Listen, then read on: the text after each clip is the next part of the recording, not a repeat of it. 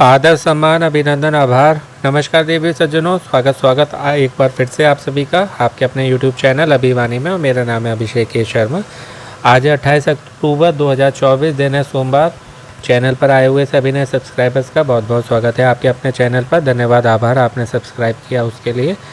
Soni live app को खोल लीजिए और इस बैनर को सर्च करना है। पार्टिसिपेट नाउ पे क्लिक करना है। कौन बनेगा करोड़पति 2024 सीजन 16 का एक और क्विज़ खेलेंगे जिसका नाम है रेमंड का वीकली क्विज़। वीकली है, साप्ताहिक है, केवल सोमवार को आता है, शुक्रवार तक लाइव रहता है। 5 दिन में आप कभी भी खेलेंगे। इसमें आपको 1000 पॉइंट्स मिलते हैं और 500 पॉइंट्स के लिए आपको IDFC फर्स्ट बैंक का डेली क्विज़ खेलना है, जो कि सोम से शुक्रवार आता है, डेली आता है, यानी कि प्रतिदिन आता है। और इसको कल आप यानी कि 29 अक्टूबर 2024 दिन मंगलवार को सुबह 10 बजे से पहले 9:59 तक कभी भी खेल सकते हैं। इसमें आपको 500 पॉइंट्स मिलते हैं और पॉइंट्स के लिए आपको प्ले अलॉन्ग करना है। सोनी टीवी पर रात्रि में जब शो आता है 9 से 10:30 11, तो ये सब पॉइंट्स मिलके आपकी रैंक बढ़ाते हैं और जितनी अच्छी आपकी रैंक होती है उतने अधिक चांसेस रहते हैं आपके ये सारे प्राइजेज जीतने के, जो कि आप अपनी स्क्रीन पर देख पा रहे हैं। सबसे बड़ा प्राइज़ होता है मुंबई से कॉल आना, जो कि पहले आपको ट्रिपल है, फिर हॉट सीट तक ले आ सकता है और कुछ ही मिनटों में लखपति करोड़पति बना सकता है आपके ज्ञान के दम पर। कॉलिंग की बात करें तो 15 नवंबर तक कॉलिंग आने के चांसेस हैं, उसके बाद आएंगी ना के बराबर। अभी जो है अधिक चांसेस हैं, तो अपने फ़ोन का ध्यान रखें और प्रयत्न करें, कोशिश करें अपनी रैंक बढ़ाने की। अब जो है हम मोबाइल जी को कोटि कोटि प्रणाम करते हुए आज के ज्ञान के अद्भुत खेल का शुभारंभ करेंगे, जिसका नाम है रेमंड का weekly quiz. IDFC first bank का डेली क्विज़ का वीडियो पहले मैंने बना दिया था, यदि आपने नहीं देखा है तो देख लीजिए। ये लॉन्ग इन्फॉर्मेशन के साथ में रहते हैं आपकी तैयारी के लिए। लॉन्ग वीडियो जो भी होते हैं हमारे चैनल पर डिटेल इन्फॉर्मेशन के साथ में आपकी कौन बनेगा करोड़पति की तैयारी के लिए, सभी गवर्नमेंट एग्ज़ाम की तैयारी के लिए और साथ ही सभी ऑफलाइन कोर्स की तैयारी के लिए, क्योंकि जी के सभी जगह जो है कंपलसरी मस्ट है। बाकी जिनको केवल आंसर चाहिए होते हैं, आंसर से मतलब होता है, उनके लिए शॉर्ट वीडियो भी हैं हमारे चैनल पर। शॉर्ट्स में मज़े से गाने सुन के आंसर दीजिए। इनके जो है वो आपको आज रात्रि में मिल जाएंगे। और अभी जो है हम इसको खेलेंगे, जो कि है रेमंड का वीकली क्विज़। आइकन पर क्लिक किया, टाइमर स्टार्ट हो जाता है 30 सेकंड का। प्रथम प्रश्न है आज का कि संयुक्त राष्ट्र द्वारा अपनाए गए सतत विकास लक्ष्यों में कितने लक्ष्य जोड़े गए हैं? तो ये 17 जोड़े गए हैं, नए 17। और ये लक्ष्य जो है इन्होंने अप्लाई किया था, यानी कि अपनाने का इन्होंने डिसीजन लिया था सितंबर 2015 में, इन सितंबर 2015 में। और 2030 तक ये है 2030 तक, option B. This is the correct answer. 17 सतत विकास लक्ष्य हैं, जिसको SDG नाम से जाना जाता है, और 169 नॉर्मल लक्ष्य हैं, वो इसमें शामिल किए गए हैं 169। और इसको जो है सभी संयुक्त राष्ट्र सदस्य के जो देश हैं 191 उनके द्वारा अपनाया गया है। अगला प्रश्न है, इसमें पूछा जा रहा है बैंकिंग के संदर्भ में PCR का क्या अर्थ है? प्रोविजन कवरेज रेशियो, प्रावधान कवरेज अनुपात होगा ऑप्शन ए। इसको शायद एक नाम से और भी जानते हैं, public credit registry. This is the correct answer. दूसरा नेम भी है इसका, पब्लिक क्रेडिट रजिस्ट्री या प्रोविजन कवरेज रेशियो, एक ही नाम है, कंफ्यूज आपको नहीं होना है। तीसरा प्रश्न है, हिंदी भाषा की लिपि क्या है? बहुत सिंपल है, देवनागरी लिपि है, दूसरा है लैटिन लिपि, तीसरा है अरबी लिपि, या डी है सिरिलिक लिपि। तो ये देवनागरी लिपि होगी। देवनागरी का मतलब क्या होता है? देव का मतलब देवता, ईश्वर, नागरी का मतलब शहरी, मूल का। तो ये होती है देवनागरी लिपि। इसकी भी उत्पत्ति हुई है कहाँ से? ब्राह्मी लिपि से, ब्राह्मी लिपि। और जो देवनागरी लिपि में जो अक्षर लिखे जाते हैं ना, उनके ऊपर जो सीधी रेखा खींची जाती है उसे क्या कहते हैं? शिरोरेखा, उसे कहते हैं शिरोरेखा। और देवनागरी लिपि जो है, देवलिपि हो या देवनागरी एक ही बात है, और इसे भारत की राजभाषा भी कहा जाता है। अगला प्रश्न है, इसमें क्या पूछ रहे हैं, भारत के किसी राज्य की पहली महिला राज्यपाल कौन थी? तो इनके बारे में मैं काफ़ी पहले बता चुका हूँ, बहुत सिंपल है, सरोजिनी नायडू जी थी। 15 अगस्त 1947 से 2 मार्च 1949 तक रही थी उत्तर प्रदेश की। This is the correct answer. 15 अगस्त 1947 टू 2 मार्च 1949।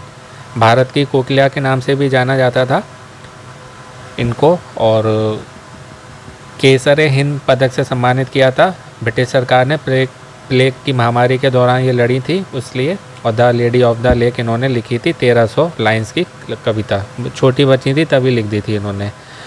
दुनिया का सबसे बड़ा द्वीप कौन सा है? बहुत सिंपल है, ग्रीनलैंड है। और ग्रीनलैंड है ये उत्तरी अटलांटिक यानी कि north Atlantic, This is the correct answer. North Atlantic और आर्कटिक महासागर जो है ना, आर्कटिक ओशियन, उसके बीच में स्थित है। कहते हैं लगभग बहुत लंबा है ये, अभी मुझे एक्यूरेट नहीं मालूम है इसका। ग्रीनलैंड की राजधानी जो है ना वो नुक है, गॉड थब के नाम से भी जाना जाता है जिसको। अगला प्रश्न है, पोटेशियम का रासायनिक प्रतीक क्या है? पोटेशियम का रासायनिक प्रतीक तो ये के होगा, क्योंकि Na जो है वो सोडियम का होता है, Ca होता है, This is the correct answer. Ca होता है कैल्शियम, और Mg होता है मैग्नीशियम। इसमें पूछ रहे हैं भारत के गृह मामलों के मंत्री कौन है, यानी कि गृह मंत्री कौन है? तो बहुत सिंपल है, अमित शाह हैं। कौन नहीं जानते हैं इनको, पूरा नाम बहुत कम लोग जानते होंगे। अमित भाई अनिल चंद्र शाह, अमित शाह का पूरा नाम है अमित भाई अनिल चंद्र शाह, मोदी जी के बहुत करीब हैं। पीयूष गोयल जो हैं पीयूष वेद प्रकाश गोयल। नितिन गडकरी हैं Nitin Jairam Gadkari. This is the correct answer. Nirmala Sitharaman ji का आई थिंक पूरा नाम यही है। अगला प्रश्न, बनारस में आलमगीर मस्जिद का निर्माण किस मुगल सम्राट ने करवाया था? औरंगजेब ने करवाया था 1669 में, यानी कि 1669 में औरंगजेब ने।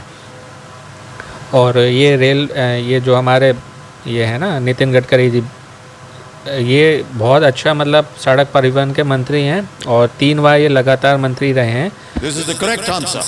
और इन्होंने कई जो है ना अपने नाम रिकॉर्ड भी दर्ज कराए हैं। आप गूगल करके पढ़िएगा, बहुत कुछ है बताने को इनके बारे में, सब पॉसिबल नहीं है। तो बहुत इन्होंने जो है ऐसे ऐसे किए हैं, अद्भुत कार्य किए हैं अपने सड़क परिवहन के लिए।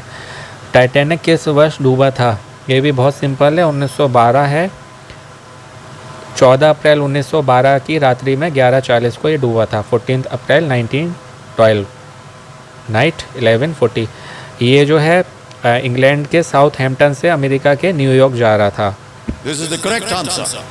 इंग्लैंड के साउथहैम्पटन से अमेरिका के न्यूयॉर्क, जहाँ पर एक विशाल हिमखंड जो बर्फ़ के वो होता है ना टुकड़ा बहुत बड़ा, उससे टकरा गया था। 3 घंटे में पूरा ये डूब गया था, कहते हैं इतना बड़ा ये था। अगला 10वां अंतिम प्रश्न है, इनमें से किसे विंटर प्लेनेट के रूप में भी जाना जाता है?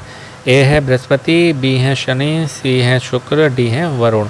तो ये ऑप्शन ए होगा, सबसे बड़ा ग्रह भी है ग्रहों में और विंटर प्लेनेट भी नाम से भी इनको जाना जाता है।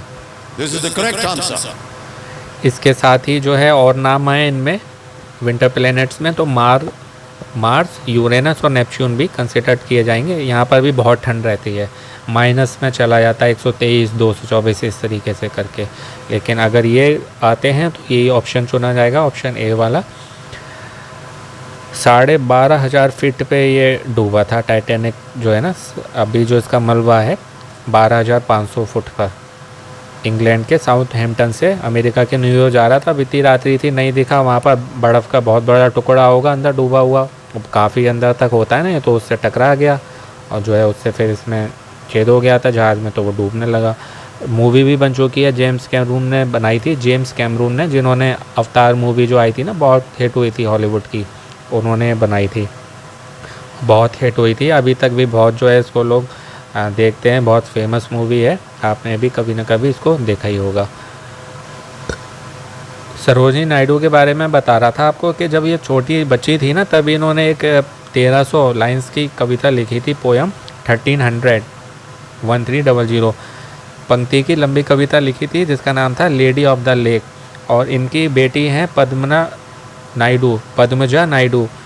पूछा जाए पश्चिम बंगाल में सबसे लंबे समय तक सेवा देने वाली महिला राज्यपाल कौन रही हैं?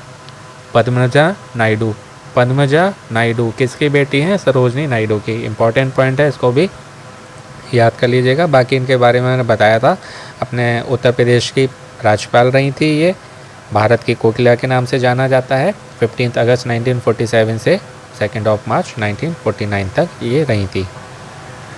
देवनागरी लिपि की बात हो रही थी, उसमें 14 स्वर 33 व्यंजन होते हैं, 14 एंड 33। इस नाम से इसको याद करिएगा। लाइन के बारे में मैं बताया था, जो खींची जाती है ऊपर सीधी उसको शिरोरेखा बोलते हैं। और ये देव और नागरी 2 शब्दों से मिलकर बनी है। और बैंक वाला जो क्वेश्चन था जिसमें पीसीआर था, प्रावधान कवरेज अनुपात, वो एक ऐसा होता है कि बैंक से ये पूछा जाता है, ये जो है ना एनपीए के खिलाफ बनाया गया है, एनपीए के अगेंस्ट। इसमें ये पूछा जाता है कि मतलब तुम्हारे पास इतना फंड है क्या, जब फाइनेंशियल कोई भी प्रॉब्लम आएगी तो तुम जो है उसका सामना कर पाओगे, एक्स्ट्रा मनी है या नहीं है। जैसे हम लोग जोड़ते हैं, एक्स्ट्रा लोग जोड़ते हैं ना, एक्स्ट्रा सेविंग्स जो है जोत के समय काम आना, आवश्यकता पे जो आता है। तो बैंक से ये पूछा जाता है तुम पे इतना एक्स्ट्रा मनी है कि फाइनेंशियल प्रॉब्लम्स आएंगी तो तुम जो है उसको हैंडल कर पाओगे। तो उसके लिए ये टर्म यूज़ किया जाता है पीसीआर। और बस मोस्ट इम्पॉर्टेंट मैंने आपको बता ही दिया। बाकी एक एक ऑप्शन के बारे में पढ़ेंगे तो पढ़ने को बहुत कुछ होता है, डिटेल स्टडी करेंगे जब आप तब। बाकी मेन मैं आपको बता ही देता हूँ। आशा है आपको अच्छे से बता पाया होगा, आपकी जीके और इम्प्रूव और गेन हुई होगी। और जीके के लिए सेम को इसके अदर वीडियोज़ आपको चैनल पर मिल जाएंगे, केबीसी से जुड़े हुए हैं। और अच्छी तैयारी करनी है जीके की, हमारे चैनल पर ही अमेज़ॉन को इसके वीडियो मिलेंगे। डेली नए 5 प्रश्न आते हैं, उसको डेली खेला करिए, आपकी जनरल नॉलेज भी अच्छी होगी। साथ ही वो क्विज़ है तो लकी ड्रॉ में एंटर करके आप कई सारे प्राइज़ भी जीत सकते हैं, कैश प्राइज़ भी होते हैं, इलेक्ट्रॉनिक आइटम भी होते हैं। तो सब क्विज़ खेलिए, डेली खेलिए, अपने सभी नंबर से खेलिए, अलग अलग समय पर खेलिए, सुबह दोपहर शाम रात, इस तरीके से करके। इससे जो है आपके जीतने के चांसेस बढ़ते हैं। तो ये थी बात आज 28 अक्टूबर 2024 दिन सोमवार के रेमंड वीकली क्विज की। आशा अच्छे से बता पाया हूँ। और बाकी आईडीएफसी फर्स्ट बैंक का डेली क्विज का वीडियो आपको चैनल पर मिल जाएगा, उसको आप कल तक खेल सकते हैं, इसको शुक्रवार तक कभी भी खेल सकते हैं 1000 पॉइंट्स के लिए। और पॉइंट्स के लिए प्ले अलॉन्ग करना है रात्रि में जब शो आएगा 9 से 10:30 11। अपनी रैंक बढ़ाइए, पॉइंट्स बढ़ाइए, अपनी जनरल नॉलेज बढ़ाइए, खेलते रहें, मोटिवेट रहें, पॉजिटिव रहें, अपनों का ध्यान रखें, स्वस्थ रहें, मस्त रहें, पैसेंट रहें। सुनते रहें अभिवानी भाई अभिषेक शर्मा। आपका दिन और जीवन शुभ हो। शीघ्र मिलते हैं एक नए वीडियो में। All the very best and best luck friends. नमस्ते, शुभ दिन।